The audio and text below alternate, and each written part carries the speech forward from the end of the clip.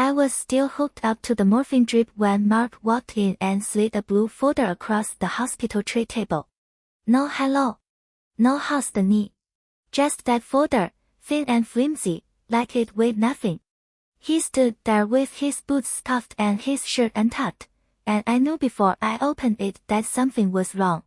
I knew it from the way his jaw was clenched, the way he kept looking at the floor instead of at me. I pulled the first page out, and my eyes went straight to the bottom line. $412.37. That was all that was left. I had $73,000 in that account 6 weeks ago. I knew it because I checked it the morning of my first surgery, back when I could still walk without a cane. I blinked and read it again. $412. My hand started shaking, and the heart monitor on the wall started beeping faster. Mark reached over and pressed the mute button on the monitor without being asked. He knew what I was about to do. I flipped to the next statement. Savings account, 0. CD account, matured and drained $214,000. IRA, liquidated $187,000. I went through every page, and every page was a funeral for my life. That money was supposed to be for Mark's kids, for the house, for the medical bills I was still paying off from Eleanor's cancer. I built that money over 30 years of working double shifts at the factory, over all the weekends I gave up, all the vacations I never took. And now it was just zeros on a piece of paper. Mark finally sat down in the chair beside my bed. He still wouldn't look at me. I asked him who did it, and he said my name.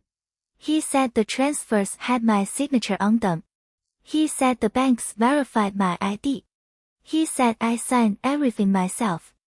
I told him I didn't remember any of it, and he said that was the problem. I was on oxycodone for 2 weeks before the surgery, then fentanyl during, then Dilaudid after. Lawrence Hammond knew that. Lawrence Hammond had been calling me twice a week back in August, asking how I was feeling, telling me not to worry about paperwork, just sign here and here and here. I didn't remember signing. I didn't remember anything but the pain. I asked Mark why he didn't tell me sooner, and his eyes finally met mine. They were wet and red, and his voice cracked when he answered. He said he saw the transfers happening in real time. He said he opened my mail while I was in the hospital and watched the balance drop week by week. But he didn't say anything because Lawrence called him in late August and told him to keep his mouth shut. Lawrence told Mark he knew about the gambling. He knew about the poker debts, the loan sharks, the job Mark lost, the apartment he got evicted from. Lawrence said if Mark opened his mouth, he'd make sure I knew everything about my grandson's secret life. So Mark stayed quiet. He stayed quiet for 6 weeks while my life savings drained away. I don't remember getting angry. I remember getting cold. That's what combat training does to you. The hotter the fire, the colder you get. I had been in that jungle in '69 with mortar shells landing 20 yards away, and I learned to go still, to go quiet, to think instead of feel. So I went quiet. I asked Mark for his phone and called Lawrence. Voicemail. I called again. Voicemail. I left a message in a calm, friendly voice, the same voice I'd used for 12 years of coffee meetings and Christmas cards. I told Lawrence I was feeling better and wanted to talk about another investment. I told him I had some money coming in from a CD that I wanted to roll over. I made it sound like I didn't suspect a thing. Then I hung up and gave Mark a list of things to do. Find my old file box from the attic. Call Danny Moretti, the private investigator who served with me in Saigon. Find a handwriting expert. And find Frank Catalano, the forensic accountant who owed me his career after I pulled his file out of a burning Jeep in 1971. Mark wrote everything down on a napkin, his hand still shaking, and I told him to stop apologizing and start moving. Mark came back the next morning with the black file box. I opened it right there in my hospital bed, flipping through yellow folders until I found my military records. I pulled out the photos, the maps, the old reports I'd written about Viet Cong supply chains. I had been an intelligence officer. My job was to find patterns in the noise, to see the connection that everyone else missed. And I was looking at a pattern now. Lawrence had moved the money in small chunks at first, 5,000, 10,000, spaced out over 6 weeks. He had used 2 different entities, Lawton Financial and a shell company called Crestwood Holdings. He had routed everything through a third account that I didn't even recognize. But the final destination was in the Cayman Islands, a holding company called Palmetto Trust. Frank Catalano found it in 3 days by following the wire transfer codes through the international banking system. He sent me a 40-page report with every transaction highlighted in yellow. I got discharged from the hospital a week early. I couldn't stand lying in that bed while Lawrence was still walking around free. Mark picked me up in his truck and helped me into the passenger seat. I was limping badly and using a cane, but I didn't care. We drove straight to Danny Moretti's office, where I clipped a tiny recorder to my belt and practiced my lines. Danny asked if I was sure about this, and I told him I'd never been more sure of anything in my life. Then Mark drove me to Lawrence's office in the strip mall, and I walked in through that glass door with my cane clicking on the tile floor. Denise was at the front desk. She smiled at me like nothing had happened, and I smiled back. Lawrence was in his corner office with his cheap tie and his wire-rimmed glasses, and he stood up to shake my hand like we were old friends. I sat down across from him and told him I wanted to invest another 50,000. I said I'd received the paperwork and signed everything, but I just needed some clarification on the bond fund. Lawrence's eyes lit up. He leaned forward and started talking about municipal bonds and treasury yields, using all the big words he knew I didn't understand. I let him talk for 10 minutes while the recorder ran. Then I pulled out the forensic report and slid it across his desk. I watched his face go from confident to confused to terrified in about 2 seconds. He asked what that was, and I told him to read it. He flipped through a few pages, and his hands started shaking.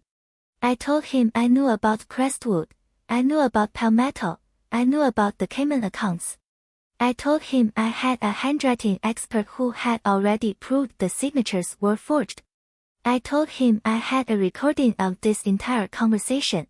He looked at the tiny black device clipped to my belt, and his face went gray. He said the money was gone, that he'd lost it in bad investments, that I'd never see a cent. I told him Frank had already traced every dollar, and every dollar was sitting in a foreign account untouched. Then I stood up, leaned on my cane, and told him the police would be here in 15 minutes. Lawrence started crying. Right there at his desk, with his tie loosened and his glasses crooked, he started sobbing like a child. He begged me not to call the cops. He offered to pay me back in installments. He offered to sell his house, his car, his wife's jewelry. I looked at him and felt nothing but a cold, empty calm. I told him he had 12 years to be honest, and he chose to be a thief instead. I told him he could explain it all to the judge. Then I limped out of his office and leaned against the wall in the hallway until Mark came running down from the car to catch me. Detective Reyes arrived 10 minutes later, followed by 2 uniformed officers. I handed her the forensic report and the tape recorder and the handwriting analysis, and she read through it all with the same wide eyes that Frank had given me. She said this was more than enough for an arrest warrant. She said Lawrence was looking at 15 to 20 years if the money laundering charges stuck. She told me to go home and rest, that she would handle the rest. I nodded and let Mark help me back to the truck. I didn't say another word until we pulled into my driveway. I sat in the living room that night with my knee propped up on a pillow, staring at the ceiling. Mark brought me a cup of tea and sat across from me on the couch. He asked what was going to happen now, And I told him Lawrence was going to prison and I was probably going to get most of the money back. He nodded, but he still had that look on his face, that guilty, ashamed look that had been there since the first day in the hospital. I told him I wasn't mad at him anymore. I told him I understood why he stayed quiet. I told him I'd been in situations where I had to choose between bad and worse, and I knew what that pressure felt like. But I also told him he wasn't going to keep hiding anymore. We were going to handle the gambling together. I'd pay off the debts, but he was going to a meeting every week. He was going to get help. He was going to get better. And he was going to start being honest with me, from this day forward, no matter how much it hurt. He started crying again.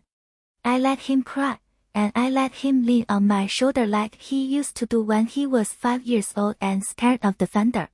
I held him the same way I held my daughter, the same way I held Eleanor when she got her diagnosis. I held him because that's what you do when someone you love is drowning. You don't throw them a lecture. You throw them a rope. Lawrence Hammond is in federal custody now. The court froze his accounts and started the asset recovery process, and the lawyers say I'll get back about 80% by the end of the year. That's enough. That's more than enough. I'm not rich, but I never wanted to be rich. I just wanted to be safe. I just wanted to know that my grandson would have something when I'm gone. But I learned something in that hospital room, staring at those bank statements with the morphine still dripping in my arm. I learned that money is just paper. What matters is who stands beside you when the paper turns to ash. Mark was scared, and he made mistakes, and he lied to me for 6 weeks. But he came to me in the end.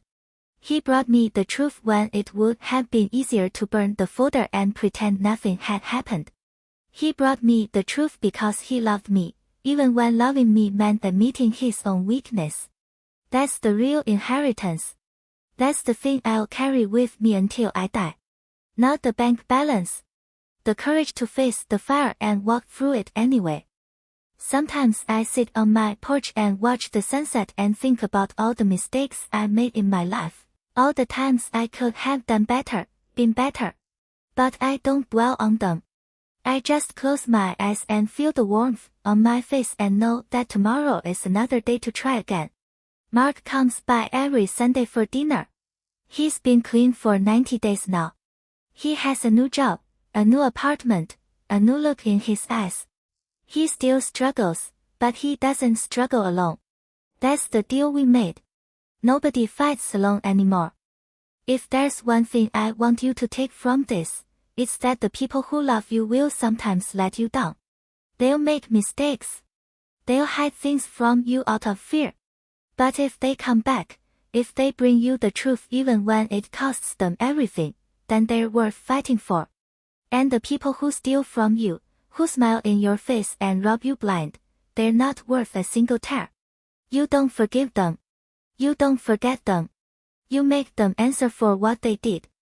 And you do it with your head up and your heart cold, the way you survived every other thing in your life. When you finish listening to this, go hug the person who's been trying to tell you something important. The one who's been quiet lately. The one who's been acting strange. Ask them what's going on. And when they tell you, listen. Really listen. Because that conversation might change everything. Just like it changed me. If this story hit you somewhere deep, leave a comment and tell me about the person who came through for you when you needed them most. Subscribe to the channel and share this with someone who needs to hear it. Because we all need to be reminded that the bank statements don't define us. What defines us is what we do with the truth when we finally get it. I spent 23 years of my marriage holding the door open for a woman who walked through it like I was invisible. I worked double shifts at the printing plant while Eleanor stayed home with the kids, and I never complained, not once, because that's what a husband did back then. I came home with ink under my fingernails and black grease on my pants, and I kissed her forehead and asked about her day, even though she almost never asked about mine. I fixed the leaky faucet. I painted the fence. I rebuilt the porch steps with my own hands after a storm ripped them off. I did all the things a man is supposed to do, and I did them without expecting a medal. But I expected something. I expected to be seen. I expected to be thanked. I expected her to notice that I was wearing the same boots for 6 years because I spent the new boot money on her birthday necklace instead. She never noticed. She was too busy with her bridge club and her garden club and her ladies' lunch group that met every Thursday at the country club I couldn't afford to join. I drove her to all of them. I waited in the parking lot with a paperback book and a thermos of coffee while she left inside with women who called me the husband, like I didn't have a name. I picked her up at 9 o'clock sharp and asked how her evening was, and she always said fine and turned on the radio. I learned to laugh with that. I learned to fill the silence with my own thoughts. I learned to be grateful for what I had, even if what I had was a wife who looked through me like I was a window. Our daughter Marie was the only one who ever saw me. She used to sit on my lap while I read the newspaper, and she traced the headlines with her tiny finger and asked me what the big words meant. I taught her to read when she was 4. I taught her to ride a bike when she was 6. I stayed up with her all night when she had the flu, holding a cold cloth to her forehead and whispering that everything was going to be okay. She grew up and went to college, and I mortgaged the house to pay for it. I didn't tell her that. I didn't want her to feel guilty. I just signed the papers and worked more overtime and made sure the tuition checks cleared. She got a degree in nursing and married a doctor named Richard, and I gave her away at the wedding with a smile on my face and a hollow ache in my chest because she was leaving me too. She was leaving me for a man who had more money, more status, more of everything I never had. Richard never respected me. He called me by my first name like I was his equal, but the way he said it made it clear he thought he was better. He showed up at family dinners in his $1,000 suits and talked about his surgical rotations while I sat at the other end of the table in my flannel shirt with the worn-out elbows. He asked me once if I'd ever considered retiring, and the way he said it made me feel like he was asking me to disappear. Marie never defended me. She just laughed and changed the subject, and I pretended not to notice. That's what I did best. I pretended not to notice. Mark was my daughter's son, and he was the only one who ever called me back. When he was a little boy, he spent weekends at my house and we'd fish in the pond behind the property. I taught him to tie the knots and cast the line and wait, just wait, because the fish always bite when you least expect it. He grew up to be a good kid, but he got lost somewhere in his 20s. He picked up the gambling habit from a buddy in college, and it took over his life faster than a wildfire takes over dry brush. I bailed him out 3 times. I paid off his credit cards once. I gave him the keys to my spare bedroom and told him to stay as long as he needed. He stayed for 4 months and then left without saying goodbye, too ashamed to face me. I didn't chase him. I didn't demand an explanation. I just waited, like I was still sitting by that pond with my line in the water. Eleanor got sick in the spring of 2018. Pancreatic cancer. The kind that sneaks up on you and eats you alive from the inside.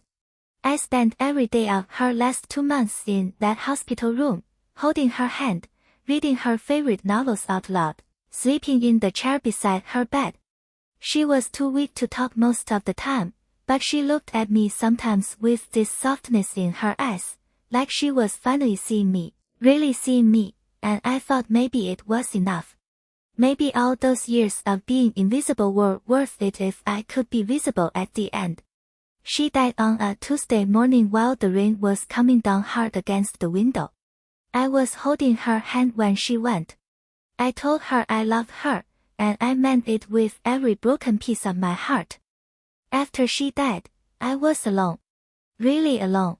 Marie called once a week, but the calls were short and scripted, like she was checking a box on her to-do list. Richard never called.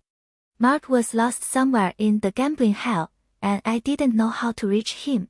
I sat in that house with Eleanor's cross-stitch on the wall and her empty rocking chair in the corner, and I waited for someone to come see me. Nobody came. I made myself frozen dinners and ate them at the kitchen table with the TV turned on for noise. I sorted through Eleanor's belongings and donated most of them to Goodwill.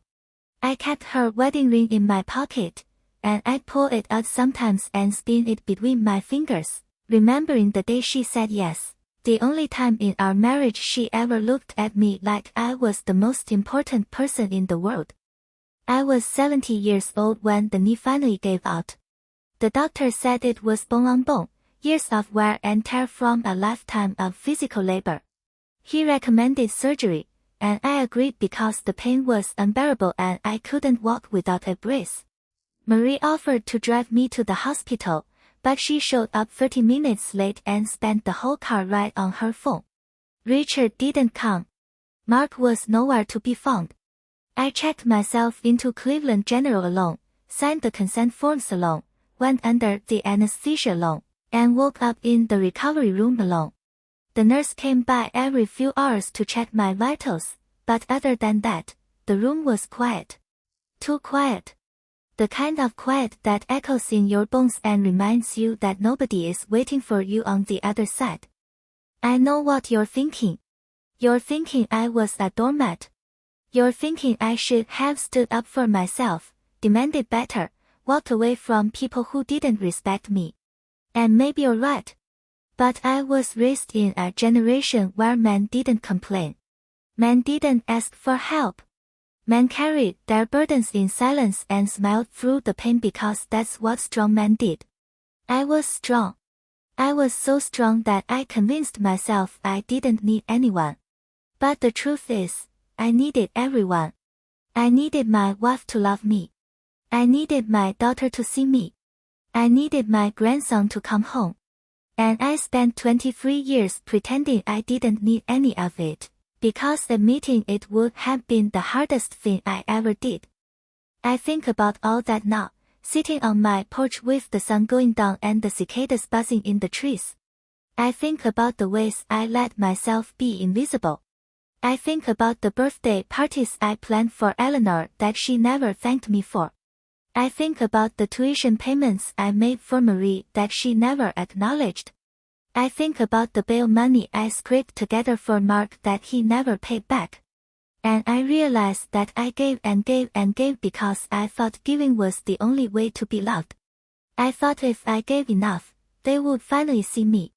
They would finally think I was worth something.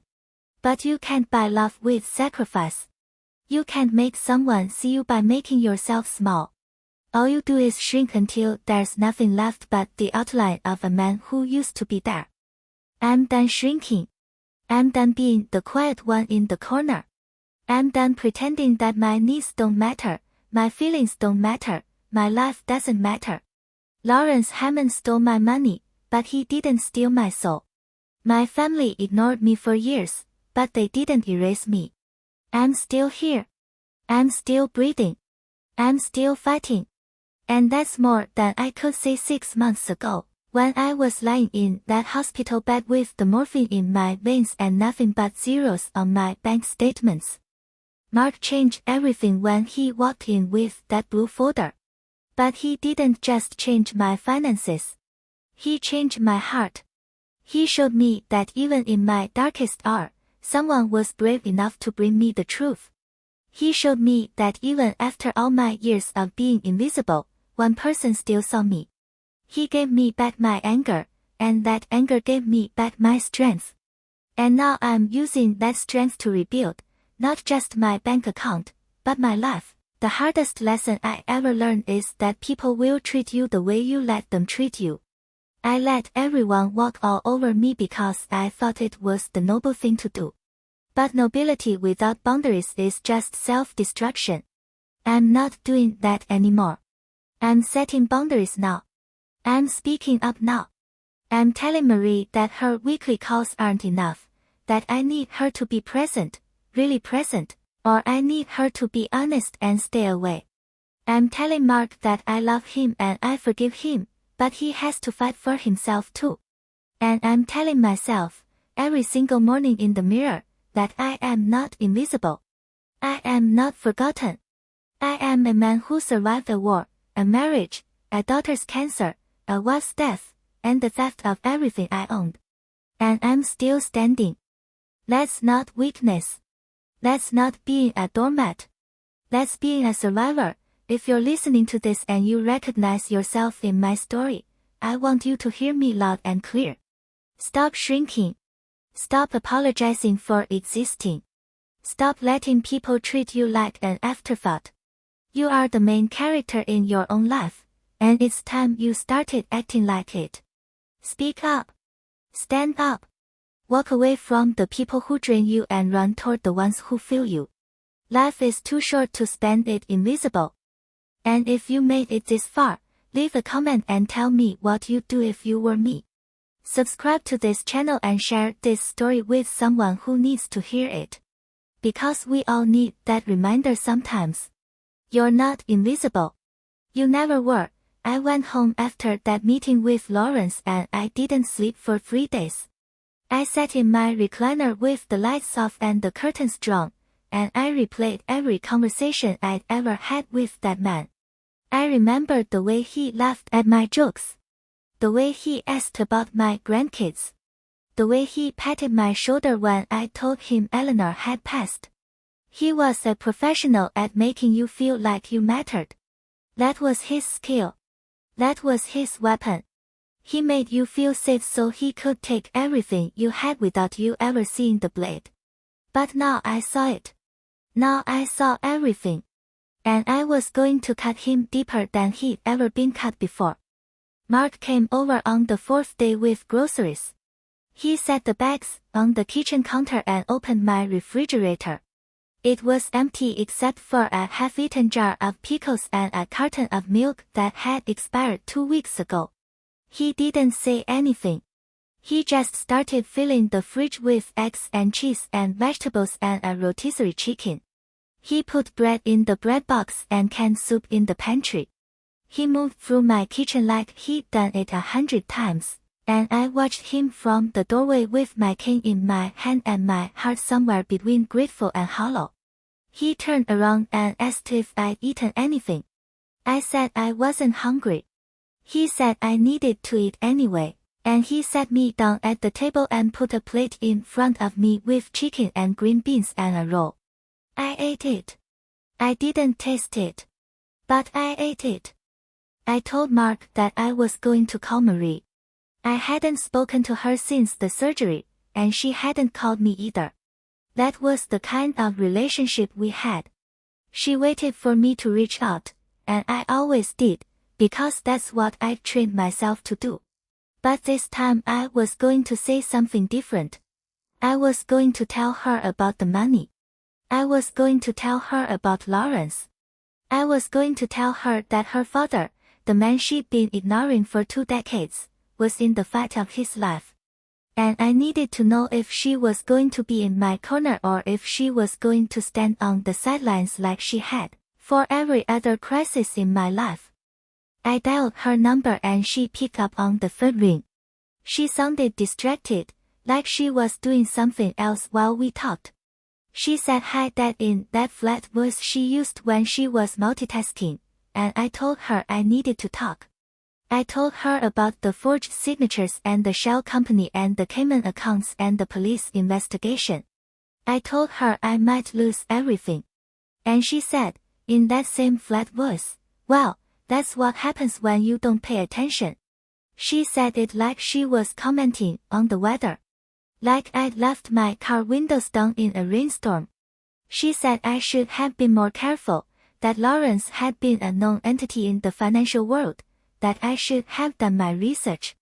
She asked if I'd contacted the police, and I said yes, and she said good and that she hoped it worked out. Then she said she had to go because Richard was waiting for dinner. She hung up before I could tell her that I needed her. She hung up before I could tell her that I was scared.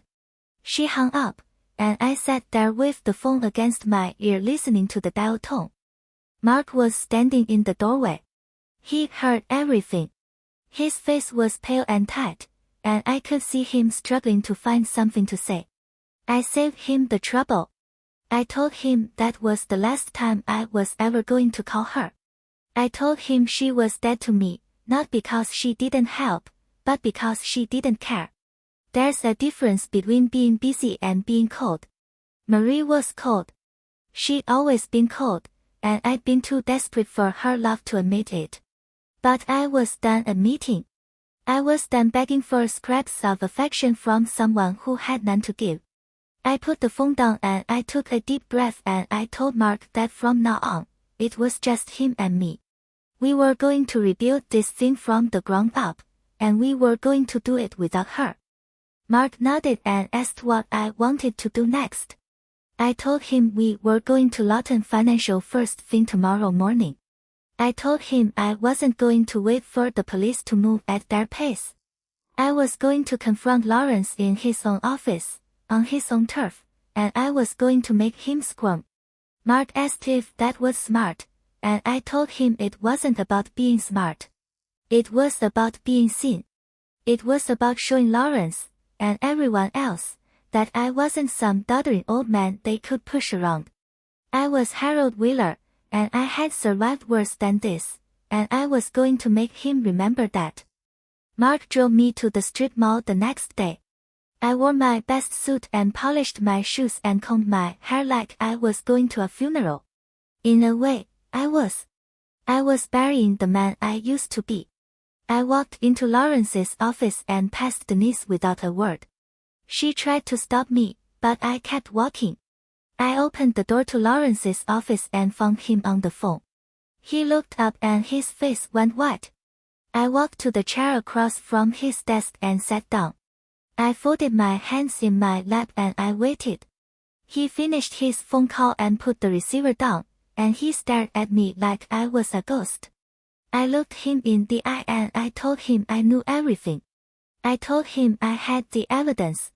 I told him I had the forensic accountant's report. I told him he was going to prison. And then I leaned back in the chair and smiled. Not a friendly smile. The smile of a man who had nothing left to lose. Lawrence started stammering. He said there was a misunderstanding. He said the investments were legitimate. He said he could explain. I let him talk because I wanted to hear what lies he'd come up with. He told me about a bad market turn and a client who backed out of a deal and a series of unfortunate events that had nothing to do with him.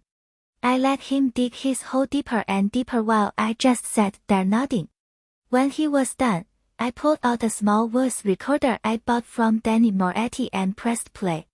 It was the conversation he had with Mark the week before, the one where he threatened Mark with exposure over the gambling debts.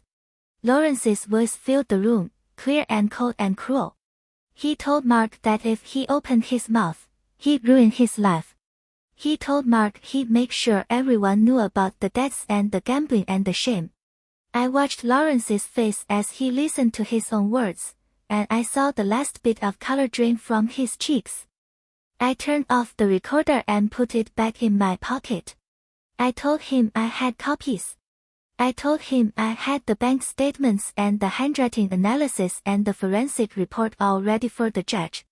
I told him I was going to make him eat every single word he'd ever said to me. And then I stood up and walked out. I didn't look back. I didn't say another word. I just walked out of that office with my head held high and my cane clicking on the tile floor, and I felt lighter than I had in years. Mark was waiting in the car.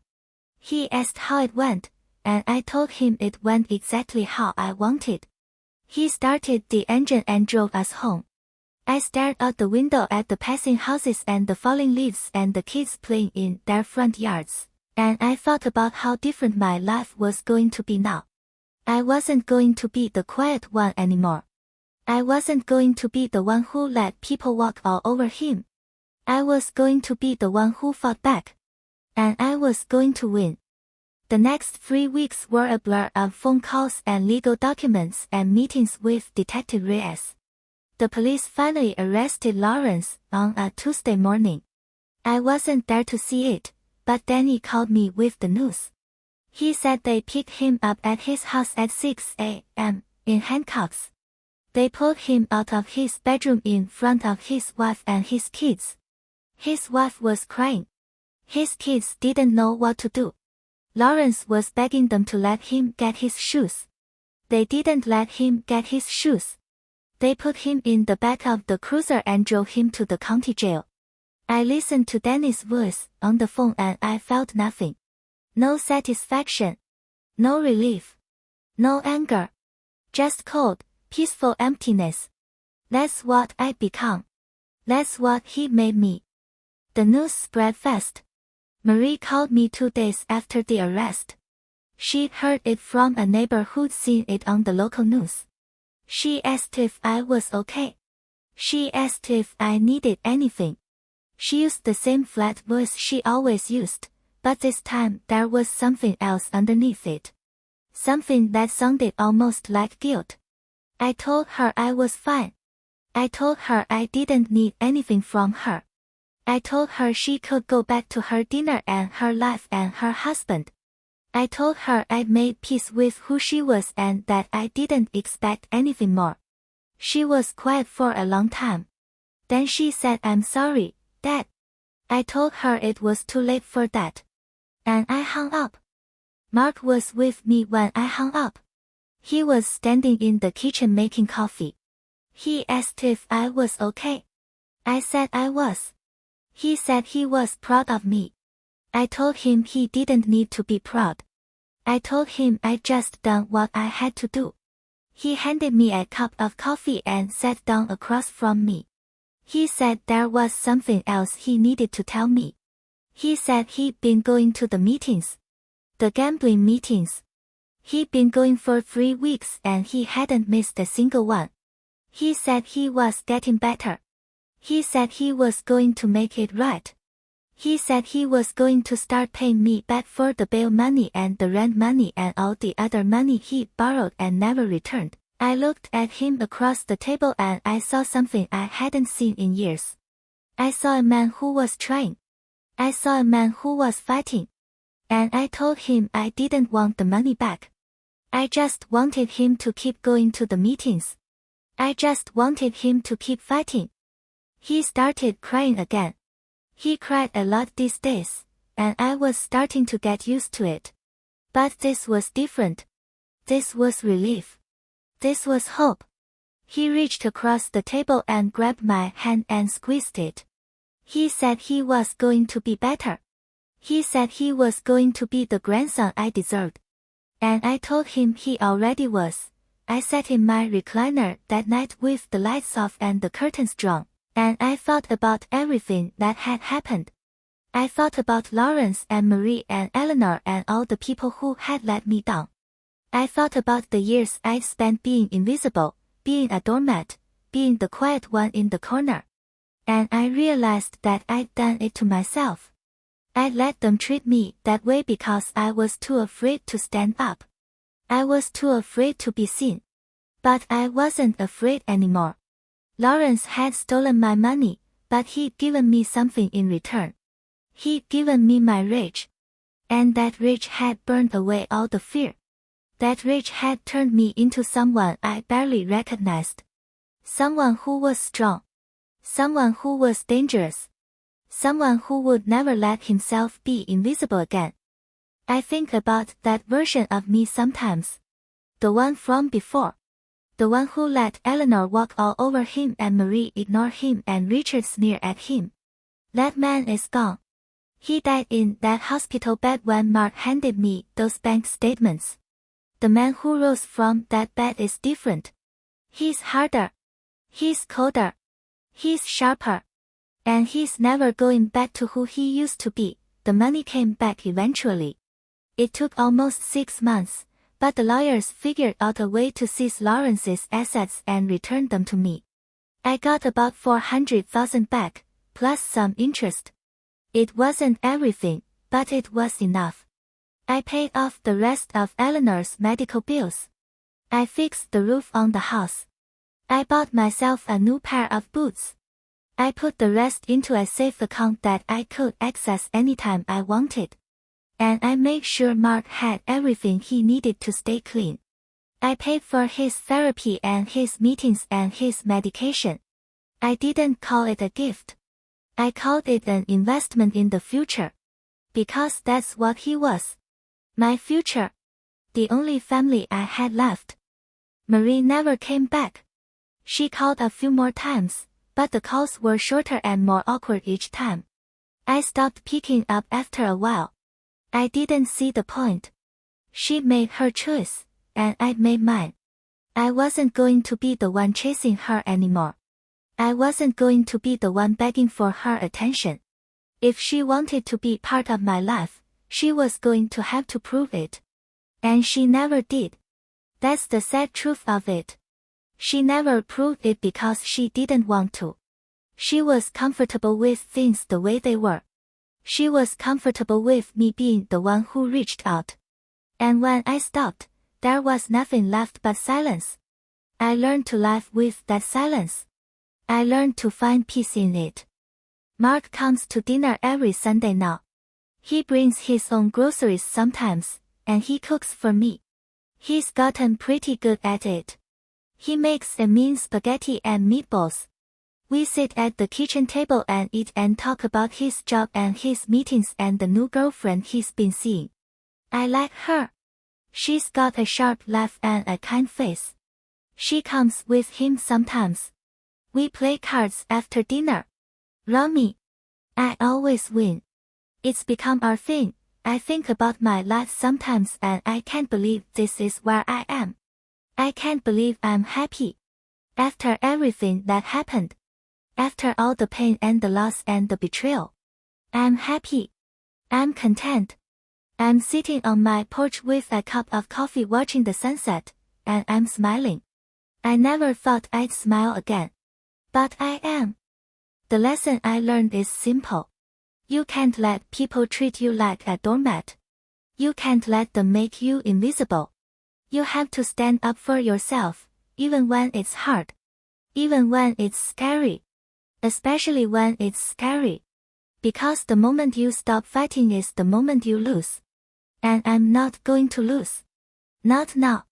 Not ever. If this story touched something in you, hit that subscribe button and share it with someone who needs to hear it. And leave a comment. Tell me about a time you had to stand up for yourself. Tell me about a time you fought back. Because that's what we do. We fight. And we win. The morning they took Lawrence away, I was sitting in my kitchen drinking black coffee and watching the sun come up over the neighbor's maple tree. Mark was still asleep on the couch, wrapped in an old quilt that Eleanor had made 30 years ago. I didn't wake him. I just sat there in the quiet, listening to the birds and the distant hum of traffic, and I waited for the phone to ring. It rang at 7:15. Danny Moretti's voice crackled through the speaker, rough and excited, like he'd just run up 3 flights of stairs. He said they got him. He said they pulled Lawrence out of his house in his bathrobe, handcuffed him in front of his wife and his 2 teenage kids, and stuffed him into the back of an unmarked cruiser. He said Lawrence was crying so hard he couldn't even put his shoes on. They made him walk to the car barefoot. I asked if they'd read him his rights, and Danny said they did, but Lawrence wasn't listening.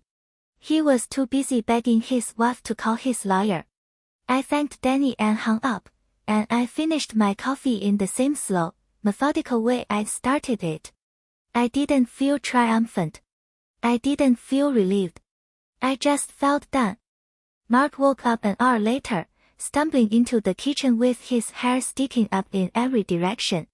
He asked if anything had happened. I told him Lawrence was in custody.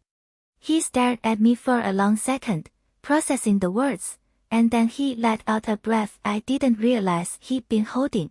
He sat down at the table across from me and asked what happened next. I told him the police would process him, book him, hold him for arraignment. I told him that I was going to file charges for fraud, forgery, money laundering, and identity theft. I told him Lawrence was looking at 20 years, maybe more if they could prove he'd done this to other clients. Mark asked if I was okay, and I said I was. I said I felt lighter. Like I'd been carrying a boulder on my back and someone had finally lifted it off. The next few days were a parade of phone calls and paperwork. Detective Reyes called me twice to confirm details for the warrant. The DA's office called me to discuss what I'd be willing to testify to in court. A victim's advocate called me to offer counseling services, which I politely declined. I didn't need counseling. I needed closure, and closure was already on its way. I went through all my old files and organized every piece of evidence I'd collected. The bank statements, the forged signatures, the forensic report from Frank Catalano, the recording of Lawrence threatening Mark, the recording of Lawrence admitting to the transfers. I put everything in a single binder, color-coded and tabbed, and I mailed it to the DA's office with a note that said use whatever you need. The local news picked up the story on the fourth day. They ran a segment about the arrest, calling it a major financial crimes breakthrough. They showed Lawrence's mugshot on the screen, his face puffy and red, his eyes hollow. They interviewed a neighbor who said he always seemed like such a nice man. They interviewed a former client who said she was shocked. They didn't interview me. I was fine with that. I didn't need my face on television. I just needed justice. The story spread beyond the local news. It hit the regional papers, then the state papers, then some national wire service. Lawyers started crawling out of the woodwork, contacting me about civil suits. I took meetings with 3 different attorneys, all of them hungry for a piece of the action. I picked the one who seemed least interested in the money and most interested in the principle. His name was Robert Chen, a sharp-faced man with wire-rimmed glasses and a quiet voice that commanded attention. He told me he'd handled similar cases before, and he was confident we could recover the assets. He told me Lawrence had already started liquidating his personal holdings to pay for his defense, but the court had frozen most of his accounts. He told me the money was still there, waiting to be returned. Robert Chan worked fast. Within 2 weeks, he filed a civil suit against Lawrence and his firm, Lawton Financial Group. He filed another suit against Crestwood Holdings, the shell company, and its registered agent. He filed a third suit against Palmetto Trust, the Cayman account that had been holding my money. The international angle was tricky, but Robert had contacts in offshore banking, and he knew how to apply pressure. He told me it might take months to get the money back, but he was going to fight for every single dollar. He asked me if I was willing to be patient. I told him I'd been patient my whole life. I could be patient a little longer. 3 months after the arrest, Lawrence pleaded guilty. He didn't have a choice. The evidence was too strong, the witnesses too credible, the paper trail too damning. He stood before the judge in a dark suit that didn't fit him anymore, his face gaunt and pale, his hands cuffed in front of him. He read a prepared statement apologizing to me and to all the other clients he'd defrauded. He said he'd made terrible mistakes. He said he'd let greed consume him. He said he was deeply sorry. I watched him on the video feed from the courthouse, and I didn't feel a single ounce of pity. Not one. I remembered the way he laughed in my kitchen. The way he patted my shoulder. The way he called me Harold like we were old friends while he was systematically stealing my future. I remembered all of it, and I let the coldness settle over me like a winter coat. I felt nothing but the quiet satisfaction of a job well done. The judge sentenced him to 18 years in federal prison. 18 years. He was 58 years old. He'd be 76 when he got out, if he got out. He'd miss his kids' weddings, his grandkids' births, his wife's everything. He'd spend the rest of his life in a concrete box with a metal toilet and a mattress that smelled like bleach. I thought about that for a moment, about what that would feel like, and I realized I didn't care. I didn't care because he'd made his choice. He'd chosen to steal. He'd chosen to lie. He'd chosen to target an old man on painkillers because he thought I was easy. He was wrong. And now he was paying the price. The money came back in chunks over the following months. Robert Chen negotiated a settlement that returned about 90% of what had been taken. The rest went to legal fees and court costs, but I didn't begrudge that. I'd paid my lawyer what he was worth, and he'd earned every penny. I deposited the funds into a new account at a different bank. I added Mark as a joint signatory, not because I was giving him free rein, but because I trusted him now. He earned that trust. He stood by me when everyone else had disappeared. He brought me the truth, even though it cost him his pride. He'd gone to the meetings and stayed clean and rebuilt his life from the ground up. He was my family now. My only family. And I wanted him to know that. Marie called me one last time after the sentencing. She'd been following the case in the news, and she'd seen the coverage about the plea deal and the prison term. She called me on a Sunday afternoon, and I picked up because I was curious. She sounded different this time. Softer. More uncertain. She told me she was proud of what I'd done. She told me she hadn't realized how much I'd been through. She told me she was sorry for not being there. I listened to her words, and I believed some of them. But I also knew that sorry didn't fix anything. It didn't fix the years of silence. It didn't fix the cold shoulder. It didn't fix the way she dismissed me like I was an inconvenience. I told her I appreciated the call. I told her I was doing fine. I told her I didn't need anything from her. And I wished her well. That was it. That was the last conversation we ever had. I don't think about her much anymore. I think about Mark. I think about the way he shows up every Sunday with a bag of groceries and a smile. I think about the way he listens when I tell stories about Vietnam. I think about the way he laughs at my terrible jokes, even the ones he's heard 1,000 times. I think about the way he calls me every Tuesday just to check in. He doesn't have to do that. He does it because he loves me. And I love him back. That's what matters. That's what makes all of this worth it. Lawrence is in a federal prison in West Virginia now. I don't know the specifics, and I don't care to learn them. He sent me a letter once, a long rambling apology about his childhood and his ex-wife and his gambling debts and all the excuses he'd ever made for himself. I read the first paragraph and then I threw it in the trash. I didn't need his apology. I didn't need his excuses. I needed him gone. And now he was gone, the house feels different now. It feels like mine again.